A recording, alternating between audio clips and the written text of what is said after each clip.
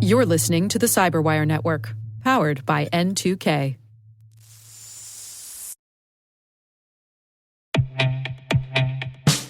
Now, a word about our sponsor, the Johns Hopkins University Information Security Institute.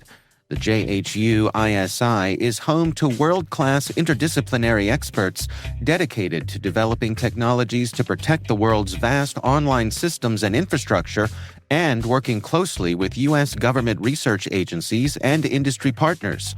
The Institute offers dual degree and joint programs in computer science and health informatics, and has been designated as a Center of Academic Excellence in Cyber Research. Learn more at isi.jhu.edu.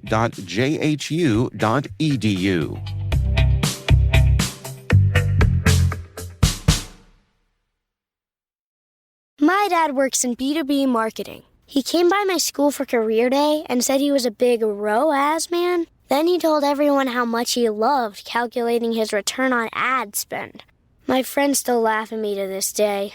Not everyone gets B2B, but with LinkedIn, you'll be able to reach people who do. Get a $100 credit on your next ad campaign. Go to linkedin.com/campaign to claim your credit. That's linkedin.com/campaign. Terms and conditions apply. LinkedIn, the place to be, to be. This episode is brought to you by Amazon Prime. There's nothing sweeter than baking cookies during the holidays. With Prime, I get all my ingredients delivered right to my door, fast and free, no last-minute store trips needed. And of course, I blast my favorite holiday playlist on Amazon Music. It's the ultimate soundtrack for creating unforgettable memories. From streaming to shopping, it's on Prime. Visit Amazon.com/Prime to get more out of whatever you're into.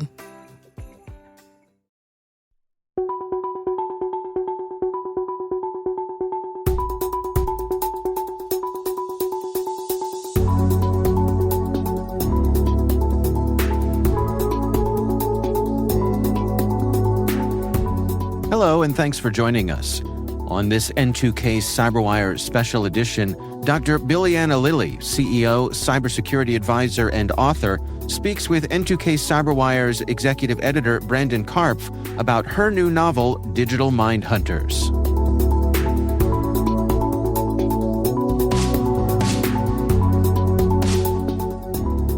And we are welcoming back to the podcast Dr. Bilyana Lilly.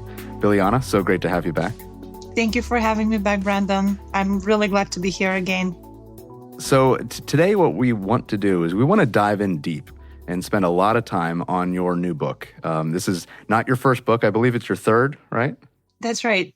It's your third book, and you are no stranger to this audience. Everyone here should know you as an expert in information warfare and the geopolitical environment.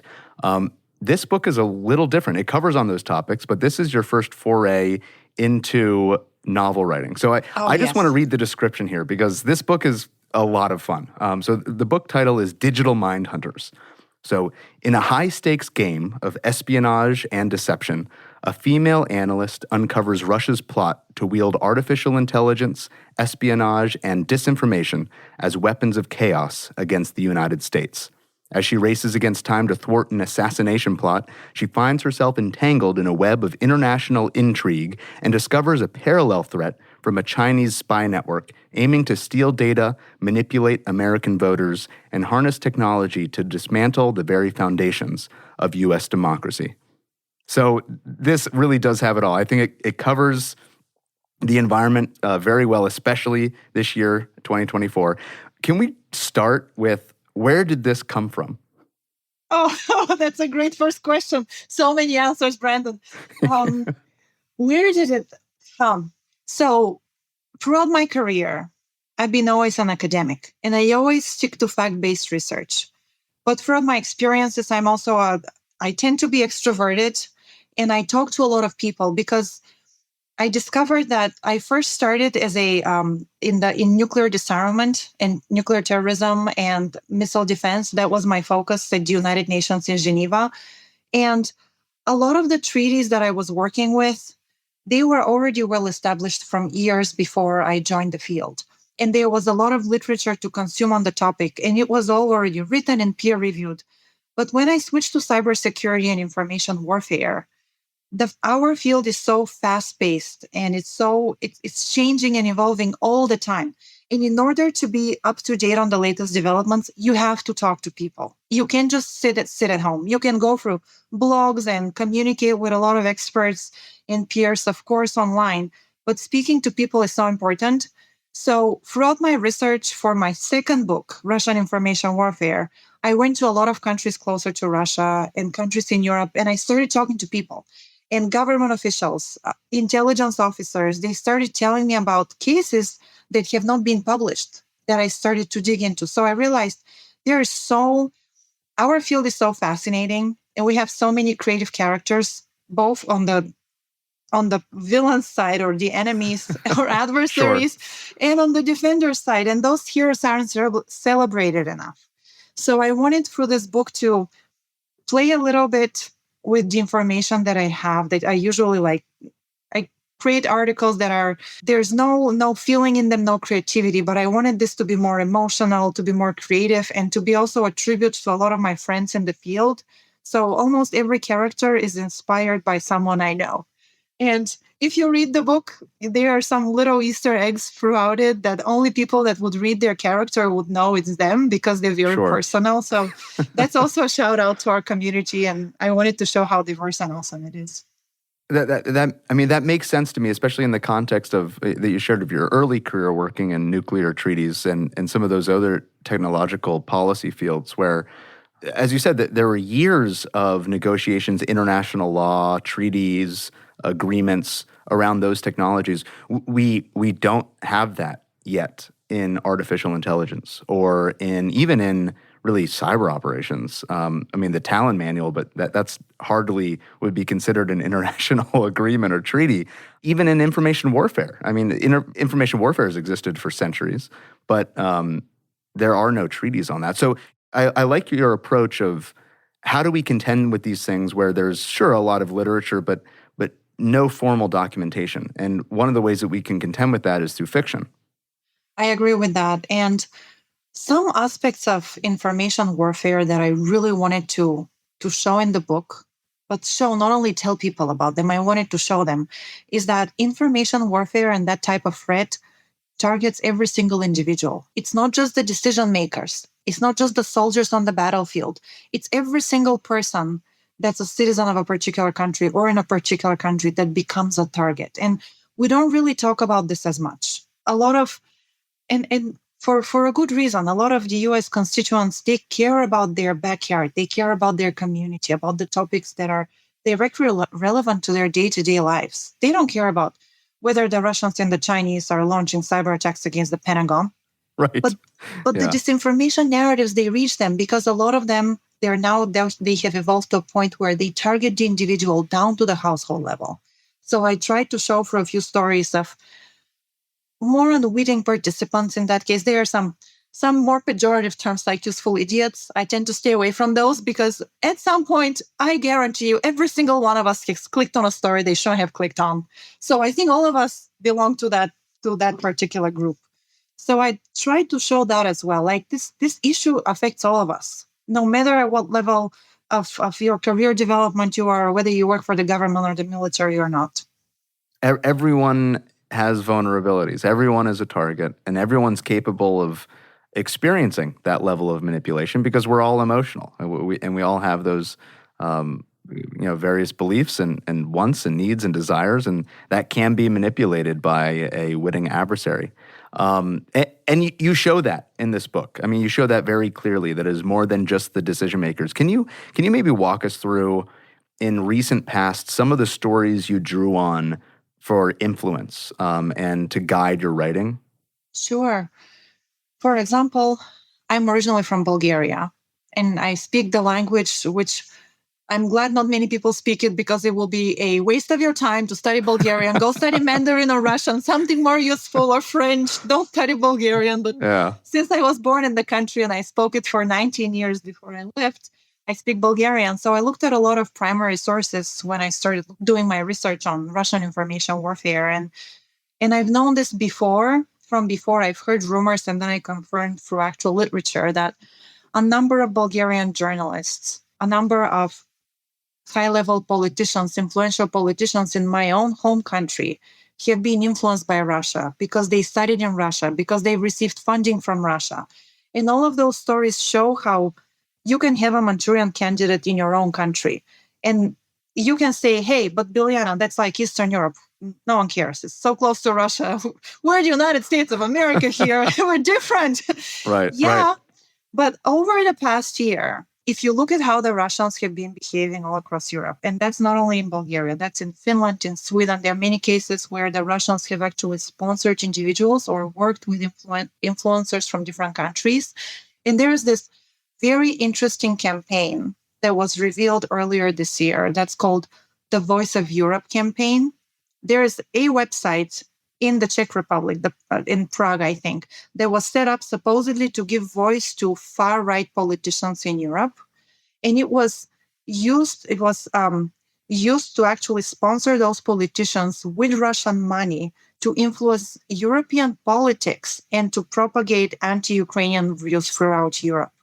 So those are the types of techniques that the Russian government is known very well to have used over decades already in countries closer to Russia, and now in Germany and the Netherlands, and I believe in the United States. We had several indictments recently that showed that there are influencers that have been receiving money from Russia, and that's typical for them. That's a part of their playbook. Yeah, there were just in the last few months are those podcasters that were getting paid like $100,000 an episode, and I mean, we're on a podcast right now. I can tell the audience that's not how much money we make per episode. Brandon, who's paying you, Brandon? Do you know your sources? How well do you know your sources? I mean, and we're a pretty successful company, but 100,000 episode is insane, absolutely insane. But again, because the examples you gave, far right influencers, far right media personalities, the examples that we had in the last few months in this country, Tim Pool and others, again, more far-right kind of reactionary. I don't even want to use the term right because it's really reactionary. But it does seem, and maybe this is partly just my impression or what we hear about in news, that the Russians specifically tend to push these reactionary type characters. Why is it the reactionaries as opposed to like the collectivists that they are promoting in this way? Extreme narratives thrive on emotion and ignorance. And we are today where, especially in the United States, we're so conditioned to take in our news from irreputable sources, from X, from Reddit. Like this is like the fast food, the junk food of our media consumption. Like, why do we get news from there versus the healthy stuff, which is reputable sources, newspapers that have existed for decades and have a reputation for producing high quality fact-based articles? Like that's one of the issues. So they thrive on that unregulated Wild West environment that our information space has become. And they look for individuals that already have existing grievances and they amplify them. And they will focus on those people, on those marginalized groups and push them because they already are prone to extremist beliefs, prone to perhaps violence. And then you have the Russian narratives or Chinese narratives or Iranian narratives that just serve as the matchbox that just lights the fire. Understood. Well, the other component that you had included in this book, beyond just I shouldn't say just but beyond the assassination plot, beyond the artificial intelligence, manipulating just a few assassinations. Yeah. We'll replace them. But there was this other component of the Chinese spy network and stealing data, right? And it was just like the stealing of data, just collecting massive amounts of data. And can you kind of, where did that come from? And how does that play into this larger environment in our world, right? But obviously represented in your novel. China. That's like the number one thread. Like I literally just plagiarized. You don't even have to be creative there. You just have to start reading literature on what the Chinese have been doing for decades. Right. Towards the Even United back to States. APT1. Right? Oh, God. Yes, the first report, which was great, by the way. I've read that report and I am so glad that the U.S. government, that it saw the light of day. How about that? That it became publicly available and then from there set a precedent for our cyber intelligence culture. And I think that's a thread that we will start probably because of the administration that now is going to take the White House. We're going to see more of a focus on China, which I think is a great development. Regardless of which side you're on during the elections, I think that's one silver lining we can look at. I think the Chinese government has gone largely without consequences for a long time, and they're stealing information, IP from companies that are on U.S. soil, that are critical infrastructure for companies that have presence in China. And they have been very aggressive towards Taiwan, towards Hong Kong. And those are topics that I am glad to see that we're going to hopefully start addressing and paying more attention to. Right. Well, and in the context of digital Mindhunters, reading this, it's like one thing after another. It's just nonstop, all these plots and schemes and adversaries and capabilities, and at the end, and it's fun, it's engaging. And as a casual reader, I find myself going, well, yeah, I mean, of course, it's fiction. That's a lot of fun. But what I hear you saying is this is real. This is this is what's actually happening. I spoke to my editor, and my editor is like, Bilyana, there are too many threats. You have to focus on one. Your reader will be too distracted. They can take a breath. But then I'm like, but this is what the U.S. is facing on a daily basis. If you're a critical infrastructure company, a hospital, one day you're fighting ransomware from North Korea, the other day it's from Russia, then you have a espionage campaign from China. The threats don't wait for each other. They're not like in line and you're waiting like a conveyor line to face one actor then another. They're attacking us all constantly. And I think I wanted to convey that action-packed landscape, because this is what we are facing as the United States, as still a leader globally. And I believe that hopefully also shows a little bit of the challenges that our media faces and our government faces and our organizations, especially the private sector companies that are small and medium-sized companies that don't have necessarily the resources of our adversaries. Because our adversaries are nation states. And then you hear that they've hacked a dam in Texas, a water dam in Texas. But like the poor water dam, it doesn't have thousands of millions of dollars that the Russians are pouring into their cyber forces to attack that dam. That's a very asymmetric threat. And I wanted to show how targets could be individuals, they could be small companies, they could be people that are completely out of our field. But they're targeted by sophisticated adversaries that have built their resources, capabilities, and tactics and strategies for years.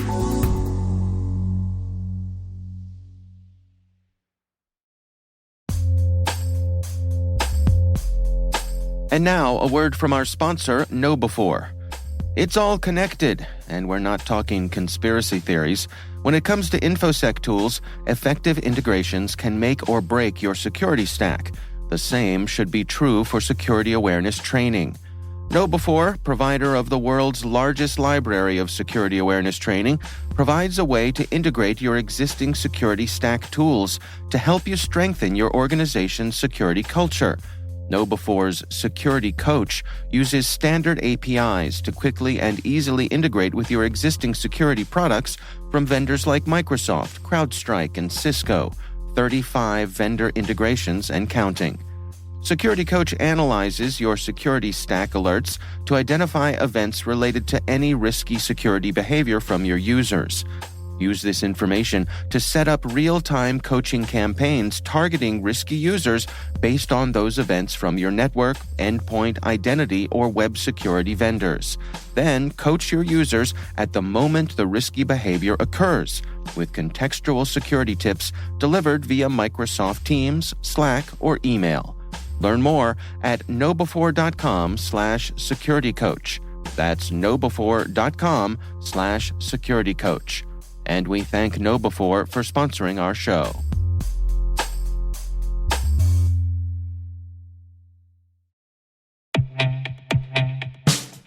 And now, a message from Black Cloak. What's the easiest way for threat actors to bypass your company's cyber defenses? Targeting your executives at home. According to the latest Ponemon research study, over 42% of CISOs have reported cyber attacks on their executives in their personal lives. And this becomes your problem because executives are easy targets at home for account takeover, credential theft, and reputational harm. Close the at-home security gap with Black Cloak's digital executive protection platform. Award-winning 24/7 365 protection for executives and their families. Learn more at blackcloak.io.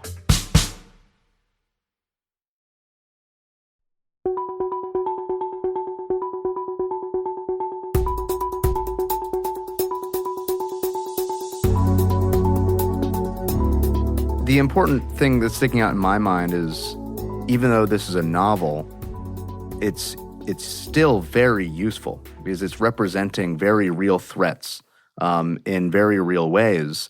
And it's representing those threats in a way that is much more approachable for the average reader and even the layperson who might not be steeped in this world, certainly not like you are.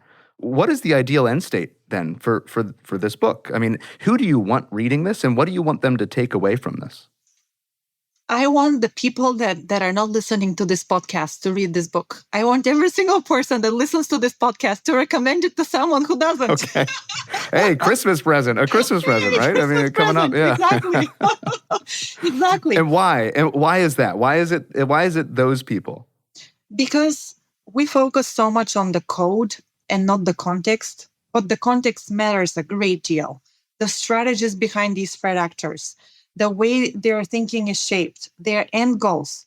They're usually written in Mandarin or Russian, and now we have translations, and we talk about those ideas in think tanks, and we use technical jargon. But the targets are individuals that are not in these fields. So I want people to be entertained, but also learn from that book and condition themselves to think that what they're reading online, the types of emails they're clicking on, they may have someone behind them that is a nation state level threat actor that is attacking them for different purposes, not just for themselves, but their channels to a much larger goal. So I'm hoping, it's a great Christmas present actually. And it has some, some Christmassy colors, a little bit of red, pink on the cover. So it fits with that theme as well. Yeah, I think that would be a good book. Someone told me they read it on the plane in one go. So I'm already hearing from different friends who are about to write reviews and are sending me really positive comments. So with that really context, so well received. I might send it to my sister and my dad. I love that context, but perfect. Well, so you clearly did a tremendous amount of research for this book, and of course that's part of your life. That's what you do. You're a well-known, respected analyst and advisor to many organizations. But when writing this book, going through the process and really putting the finishing touches on it, what did you learn? What did you learn while writing this and publishing this? Someone told me, so the book had 8 drafts, I think. And by the way, thank you for reading one of them. You suffered through one of the last ones, but it was still terrible. Especially, there was a lot of lecturing, especially in the beginning. So I think one of the main things that stuck with me was, first of all, how to write better. I had a lot of friends go through a lot of the earlier drafts and tell me, Bilyana, you need to add description, you need to add emotion. But one of the comments that really stuck to me was someone that said, Bilyana, your main character, Riley, she carries her patriotism like an armor. You can't figure out at all what she's thinking. Enough with the section pack. Put a little bit of emotion. I said, oh, the heck with emotion. Who cares? That was my first response. So I think I learned to express myself a little better because Riley is based a lot on me. So, and a few of other I was going to say, yeah. So I think it became clear. Riley does have a striking resemblance to Bilyana. Even people that see the cover of the book said, Bilyana, did you pose for this front cover? Like, no, this is completely animation. This has nothing to do with me. Okay, She's just, blown by I had accident. the same thought, by the way. I had the same thought. I wondered if it was you on the cover. It's not me on the cover. But there are a lot of strong women in our field that are because they're very business oriented, because they need to show strength. They are not as emotional as you would expect a woman to be, but they're incredible leaders in the field. And I hope they see themselves specifically in this book. And those are Galina Antova, Katie Moore, Laura Servant, Fiona Hill. Those are the types of women that I deeply admire and respect, and I thought about as I was writing the book. And some of them have characters in the book, actually. So that's wonderful. I hope they pick it up and see themselves. That's good. Well, so Riley, and let's talk about this main character, because this main character does seem like you in a lot of ways. And the book opens in this absolutely insane situation that Riley finds herself in. And that's based on a true story, which is really hard to believe. Just tell us what, I mean, I don't want to ruin it for the readers, but tell us the true story of what happened, and then the readers can get the book and be thrilled in the first opening pages. But the fact that it's a true story is pretty extraordinary. So, Brandon, you have to ask me so directly. Can't I have a little bit of mystery? So, parts of that story are true, parts aren't. I have been chased by a Russian soldier, and it was because I was at a Russian military expo, which I went to legally, although I had to call a few Russian colonels. I will remember staying at the office until 2 a.m., so it's Moscow time in the morning, so I can call them in the morning and request a pass for certain events. And they were very surprised because no one else has done that. And all of a sudden they hear this Russian-speaking Bulgarian representing herself, calling from the United States, asking for a pass to a military expo. A lot of them were very sleepy. I could hear it in their voice. They were confused. They asked me to call again. I did. So finally I got access. So I walked through the largest Russian military expo with a few other representatives of the United States. I always was accompanied by someone, but there were moments when I wasn't. And one of them was I was walking through this kiosks. It's almost like Black Hat Arsenal, where you have the different companies' booths everywhere. And it's similar, but with military, only with military manufacturers in Russia. You have Almaz-Antey that basically builds the missile defense system. You have the jury who are there too. Someone asked me if I wanted to go and teach at one of their academies that teaches the soldiers how to fire Iskanders. And I'm like, yeah, right, I'm going. Wow. Right, yep. Wow. I had that. I spoke to a Russian robot. I asked it to sing me a song. It sang me a song, a lullaby in Russian. That was very cute. Military robot. And then on one of those kiosks, there was a massive display of photos of all of Russia's top military leadership, from the general staff, from the different, GRU, FSB. And I don't think we really have those photos, but they're like on display right there for a touch screen. And I started looking for the touch screen and taking photos. And a uniformed Russian soldier comes to me and basically turns me around, shakes me and turns me around and says, "Who are you?" And in Russian, and shouts at me. But he's really tall, and I'm tall, and I'm wearing high heels. So I'm tall too, but he's taller than me. And he's looking down on me and shouting at me, "Who are you?" And I'm like, I'm a visitor. I have a pass. And I show him the pass. I put him in his face. And he then gets a little confused and says, what are you doing? Still like angry, but a little confused. And I'm like, I'm really like poised and calm. And I say, I'm here. I'm authorized to be here. I'm taking photos of this display, which is on display in the public part of the expo. And then he thought for a second. He said, "You can't do that." And he grabbed my phone. He literally took my phone away from my hands.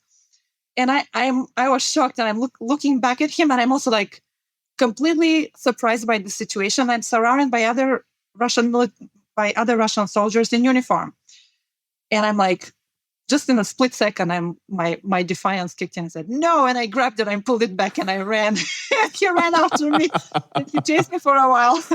And then I hid outside. There was an actual Russian military concert and I hid. And then US General actually came to my aid. And we went back to the Russian soldier. And I basically told the general what I did.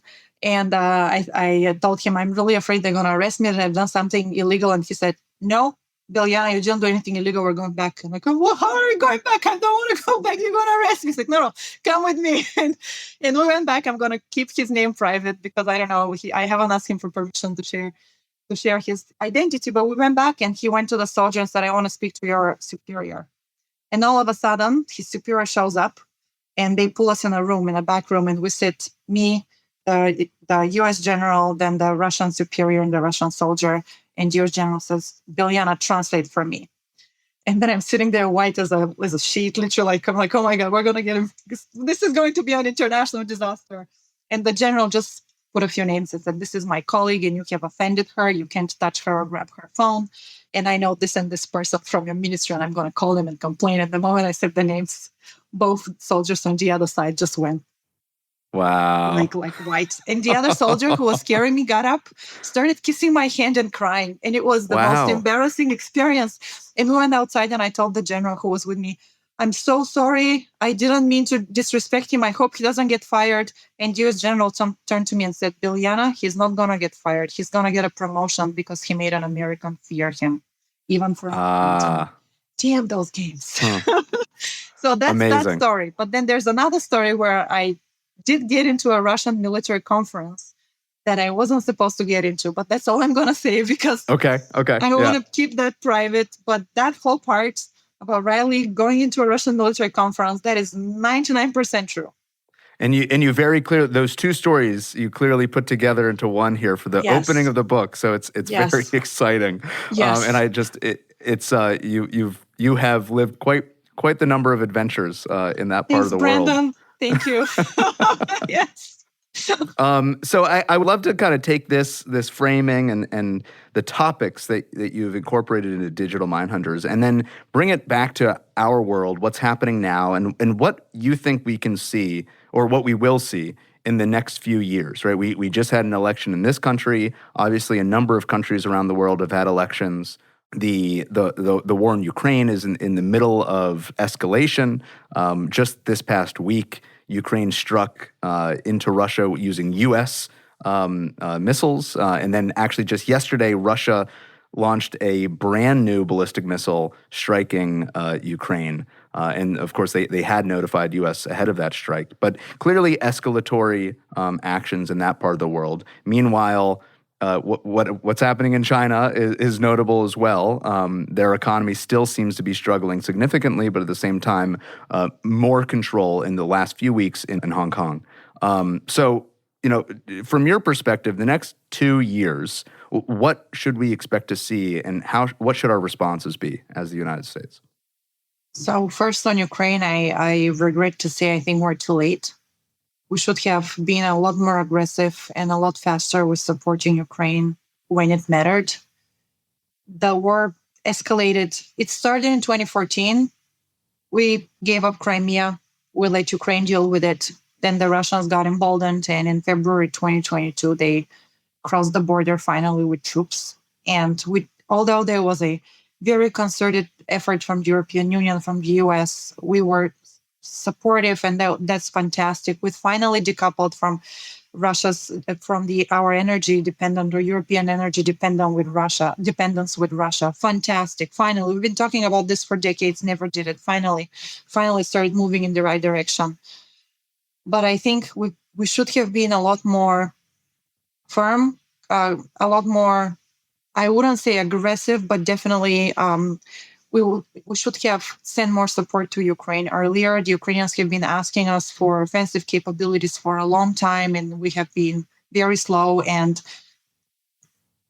the future President Trump has several times said that he's going to even end the war before he gets in office. Good luck with that. Let's see. But I think on that front, I think the deciders, those who are going to decide when the war ends, will be President Zelensky and President Putin. Those are the two negotiators, and we'll see what happens. I can't comment on what President Zelensky will be. I sympathize with his position right now. He's been repelling the Russians, a much more formidable adversary for years already, and right now the attacks that we're seeing are just too late. So that's my position on that war. I guess we will see. I probably expect to see some sort of stalemate or a prolonged conflict over the past 4 years. But I also know our Ukrainian community, our Ukrainian colleagues, they're tired. They have been fighting a war for a long time, and it's hard to assess the morale, the level of morale across Ukraine, because we're not really getting the full information and the full picture from all the individuals that are literally fighting for their lives and for survival.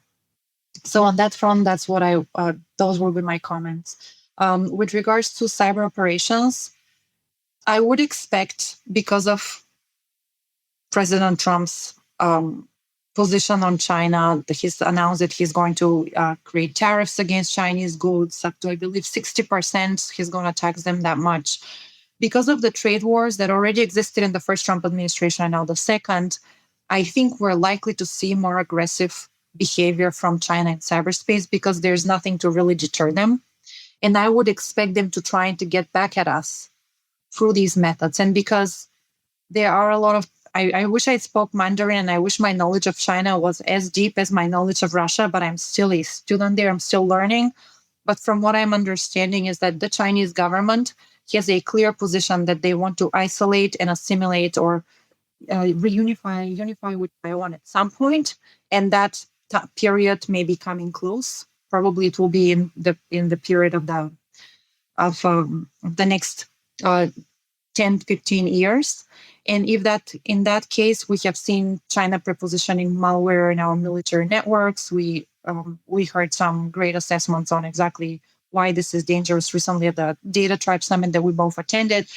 Because of all of these behaviors that we're seeing and tactics on their part, I would expect Chinese cyber operations to increase against U.S. critical infrastructure, but also Chinese influence operations, because we have several examples during the fires in Maui, for example. I believe it was the fires where the Chinese said that they were caused by the U.S. that created some sort of weather weapon.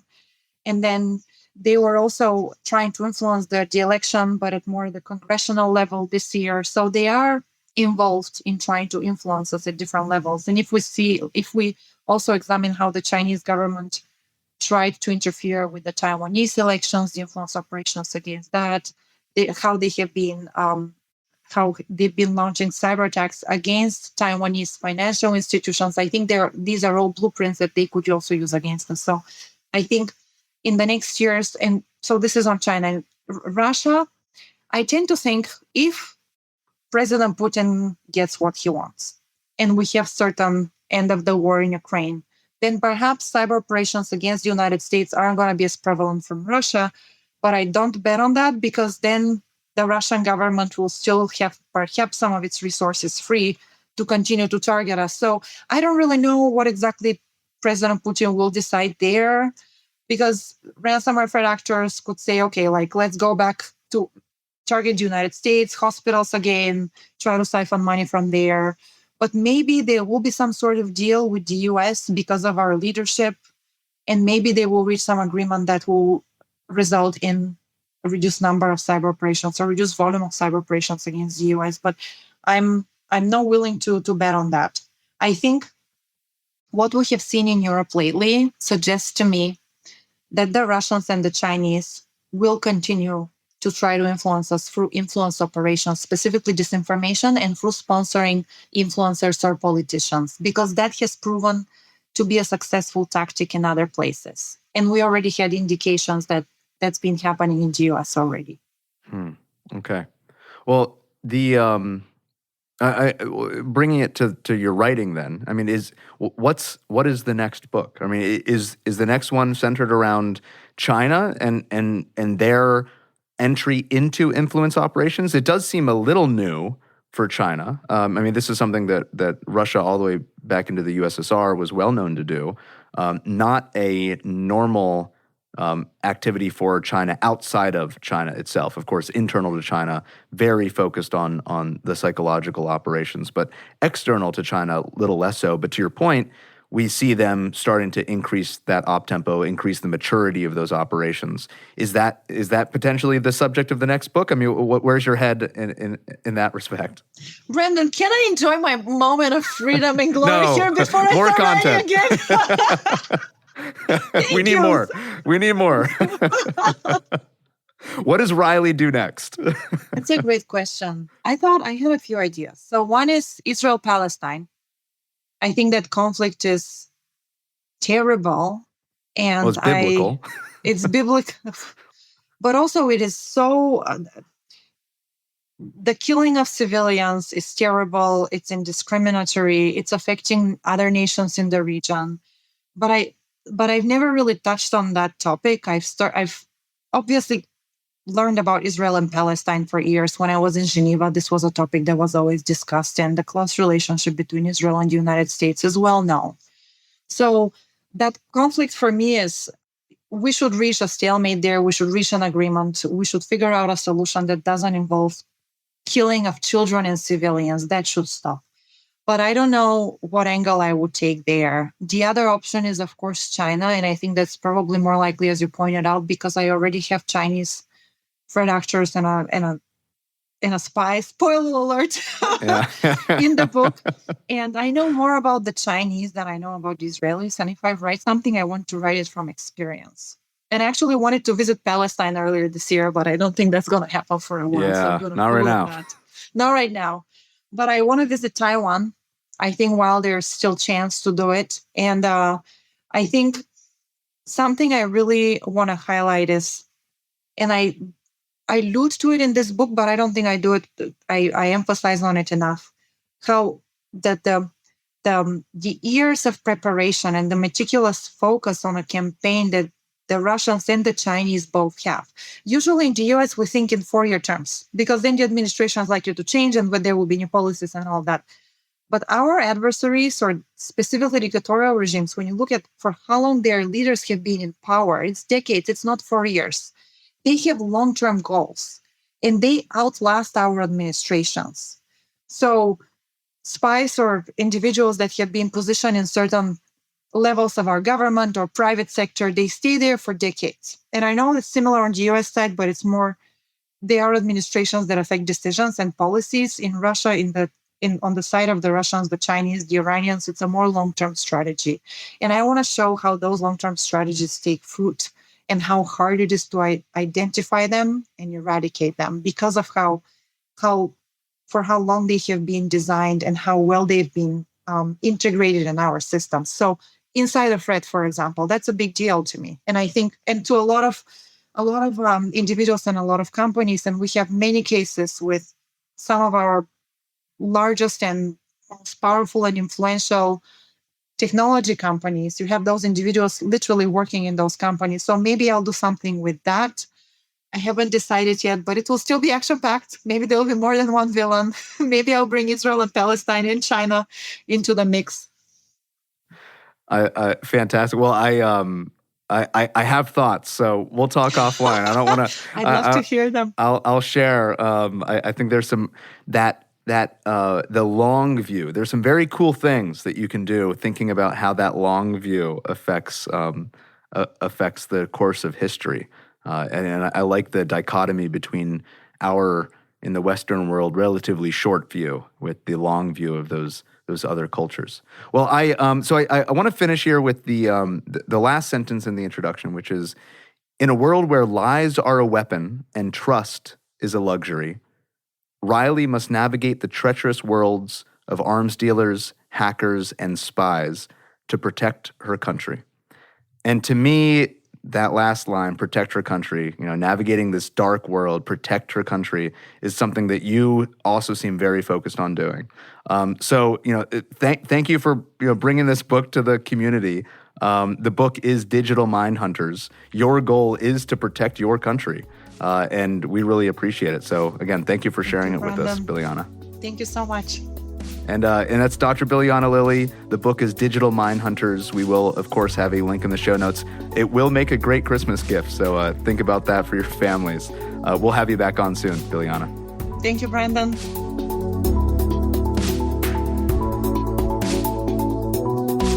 Our thanks to Dr. Bilyana Lilly for joining us. She is cybersecurity advisor and author. The book is titled Digital Mindhunters. Thanks for joining us. We'll see you back here next time.